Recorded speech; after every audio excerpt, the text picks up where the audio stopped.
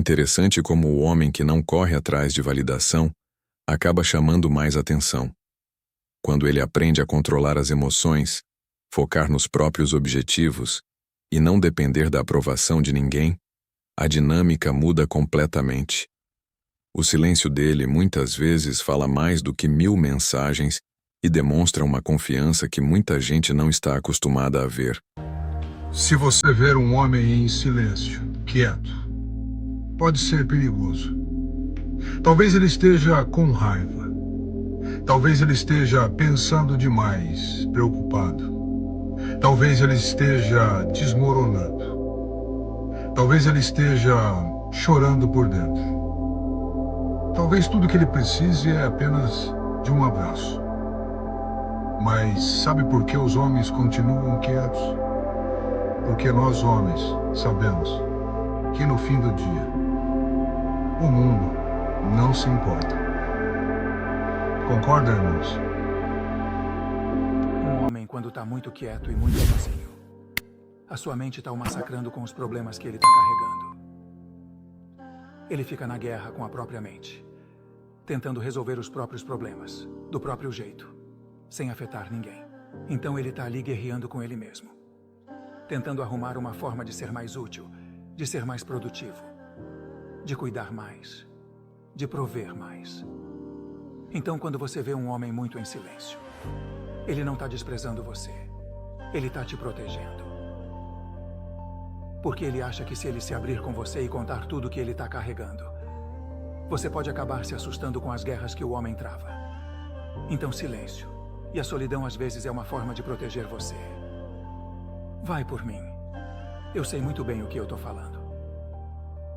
Você também é assim?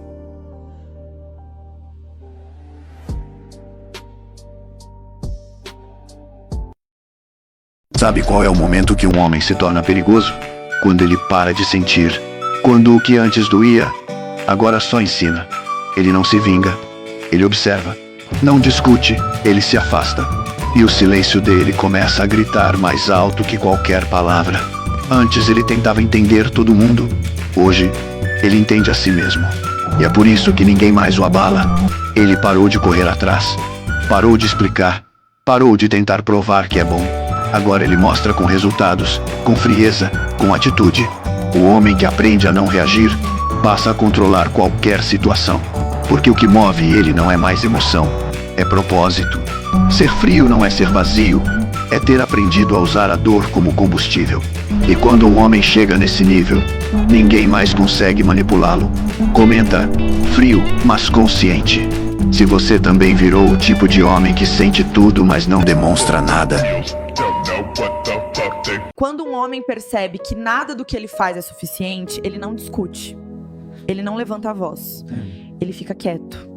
E um homem calado é geralmente um homem se preparando para ir embora. Então começa a prestar atenção no que realmente importa. Sim, ele deixa a toalha na cama, mas ele nunca esquece o aluguel, a conta de gás, o carro ou a escola. Ele pode não ser romântico, ele pode não dizer palavras bonitas, mas ele passa o dia inteiro trabalhando, fazendo contas mentais, tentando descobrir como manter a casa de pé. Enquanto você reclama do que ele não faz, ele tá carregando responsabilidades que você nem percebe. Contas, pressão, medo, o peso de ser o provedor todos os dias. E sem perceber, você deixa de ser o porto seguro dele e se torna mais um fardo. Porque você o faz se sentir pequeno, insuficiente, nunca o bastante. Você o compara. Você diz, olhe pro marido dela. Mas não há nada mais destrutivo para um homem do que ser medido pela vida de outro homem. No fim, ele não quer aplausos do mundo. Ele não precisa da admiração de estranhos. Ele só quer se sentir um herói dentro da sua própria casa. Então, reflita sobre isso. Antes que ele vá embora em silêncio, adicionando força à vida dele ou lentamente a drenando. Porque o respeito mantém um homem presente. Um homem em silêncio é mais temido que um homem gritando. Porque quando ele se cala, Deus fala por ele. Quando Deus fala por alguém, toda injustiça se desfaz. Quem pode resistir àquele que tem a verdade como espada? E tocar no ungido é provocar o fogo que não se apaga. Quem respeita o consagrado anda coberto pela graça que protege, ao mexer com quem Deus escolheu. É declarar guerra contra quem nunca foi derrotado. A vida honra quem escolhe a justiça e o temor ao Senhor. Esses vivem blindados pela mão que sustenta o céu. Quem levanta a mão contra o servo do Altíssimo enfrenta o Deus que não conhece derrota. Ninguém prevalece quando batalha contra quem tem o Eterno como escudo. A queda já está decretada antes do primeiro golpe. Quem desafia o protegido de Deus tomba pelo próprio peso da sua soberba, sem erguer troféu algum.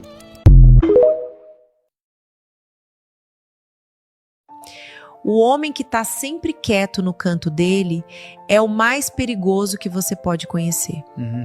Ele é aquele cara que já foi machucado e enganado e cuja traição afetou completamente o comportamento dele. Não posta nada, você nunca mais ouviu falar dele, mas sabe por quê? Porque ele decidiu priorizar a própria vida. Ele era aquele homem que adorava sair, curtir com os amigos e do nada se isolou de todos. Hoje em dia, ele só quer trabalhar, se valorizar, conquistar as próprias coisas e cuidar da própria paz. Ele é perigoso porque não depende de ninguém. Ele aprende a resolver sozinho, aprende a aguentar calado, aprende a construir no silêncio. E quando um homem aprende a ficar bem sozinho, ele não aceita qualquer coisa. Homem sozinho não é fraco. É focado. Você concorda ou discorda? Comenta aqui e manda para aquele amigo que precisa ouvir isso.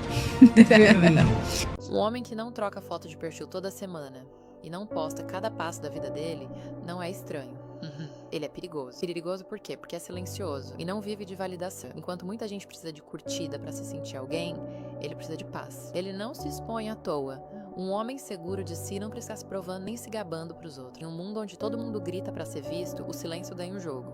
Entenda uma coisa, exposição não é poder. Muitas vezes é só um vazio disfarçado. Presença constante nas redes não define caráter. Só mostra a necessidade de aprovação.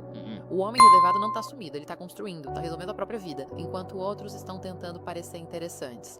Ele não vive pra impressionar desconhecidos. Ele vive pra ter controle. Quem tem controle da própria vida não precisa provar nada pra ninguém. Que é com os mais quietos que a gente deve se preocupar, né? O aluno que bagunça, eu tenho um padrão de comportamento, então qualquer oscilação de humor, eu pego no minuto. Falando, não tá bem hoje, aconteceu alguma coisa. Aquele aluno doido, ele chega... E isso, claro, né? Não é diagnóstico, não é sempre, não é todo, mas é uma coisa pra gente ficar avaliando e prestar atenção. Quando a gente, um especialista de um assunto traz uma ideia pra gente, é como se a gente subisse isso pra linha de consciência. Tipo, fica ligado, tá tendo dengue. Então a gente não presta atenção no mosquito, agora a gente presta. Porque alguém avisou que tá rolando aí. Pensa no repelente, na vacina. Isso, então você traz isso pra consciência. Então, qualquer oscilação de humor do aluno muito louco, você pega na hora. O aluno tá lá, muito louco, bagunçando, ele tá um dia olhando pra baixo, ele responde, levanta a mão devagar e fala, não tá bem. Peguei ali na hora, você senta, troca ideia, entende, resolvido. O aluno que é quietinho, se ele tem oscilação de humor, o que não quer dizer que todo aluno quietinho é problemático, nada disso. Mas se ele tem oscilação de humor, a gente não pega. O aluno bagunceiro, a gente tem filtros para pegar ele. Prova, chamar a mãe, atividade, entregar, nota, claro, caderno, anotou, participou, falta. O aluno que ele vem na aula, ele tira a nota, ele faz atividade, ele tem a letra bonita, ele não faz trabalho, a mãe vem na reunião e fala, senhora, só assina aqui, seu filho, não, tudo certo. E ele está desenvolvendo uma depressão, ninguém está vendo. Então é resgatar aquele aluno que está quieto e trazer ele para o jogo. Então, quero um exemplo.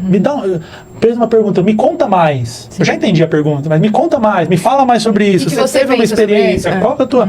E aí a gente vai tirando ali, e cara, vai descobrindo coisas. E os introvertidos, se a gente puder chamar assim, eles têm uma percepção das coisas muito mais aguçada. Eu sou uma pessoa muito agitada, falo muito, então assim, eu vou entrando nos ambientes e vai passando, porque eu tô ali, o quietinho, ele tá ali sentado, então ele tá ganhando tudo que tá acontecendo. Então, às vezes, você vai pôr ele para trabalhar numa coisa ali, que ele vai dar show. E lá na frente, falar, ele vai ter problema, ele vai ter dificuldade, mas em alguns outros lugares ele vai ter. Sim. Aquela pessoa quietinha, aquela pessoa que tá só observando, cara, ela sabe. Ela tá observando, ela tá vendo, ela tá escutando, entendeu? E se você acha que isso é ser bonzinho, que você pode pisar nessa pessoa e tudo mais, cara, experimenta pra você ver, entendeu? Se você vacilasse com ela, ela não tava com você. Essa é a real. Com certeza. É isso, né? Viado. Imagina que você tem uma mochila, cara. Entendeu? Você tem uma mochilinha ali com seus traumas e tal. E aí que tal? O ser humano, ele é tão Ele é tão sacana que essa mochilinha tem os bolsos certinhos ali, cada lugar, entendeu? Aqui é trauma de pai, aqui é trauma de traição, aqui é trauma de não sei o que, entendeu? E aí que tá. A gente tem sempre a escolha de abrir isso e questionar e trabalhar da menor maneira possível pra mochila ficar cada vez mais leve. Isso é terapia. Na minha opinião, o homem carente acaba entregando todo o poder da situação. Já o homem reservado transmite que tem prioridades, disciplina e uma vida própria. Não é questão de ignorar ninguém, mas de não colocar relacionamentos acima da própria evolução. Acho que é isso que faz tanta gente perceber a diferença de comportamento hoje em dia.